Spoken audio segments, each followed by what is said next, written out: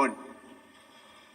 We had highly productive conversations and meetings, and we agreed that it was in both countries' interest to pursue the denuclearization of the Korean Peninsula. Since that meeting, we have already seen a number of encouraging measures that few could have imagined only a short time ago.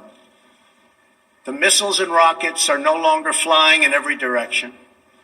Nuclear testing has stopped.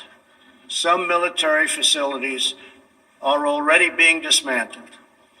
Our hostages have been released, and as promised, the remains of our fallen heroes are being returned home to lay at rest in American soil.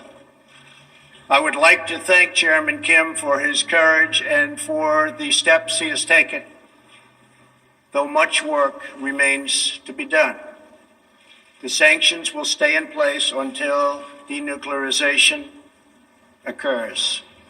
I also want to thank the many member states who helped us reach this moment, a moment that is actually far greater than people would understand, far greater.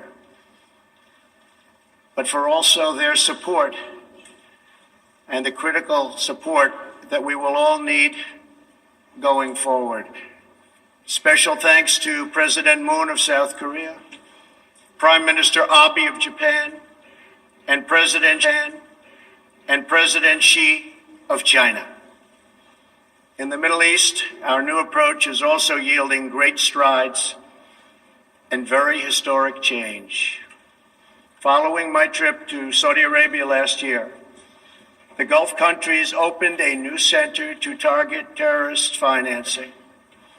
They are enforcing new sanctions, working with us to identify and track terrorist networks, and taking more responsibility for fighting terrorism and extremism in their own region. The UAE, Saudi Arabia, and Qatar have pledged billions of dollars to aid the people of Syria and Yemen, and they are pursuing multiple avenues to ending Yemen's horrible, horrific civil war. Ultimately, it is up to the nations of the region to decide what kind of future they want for themselves and their children.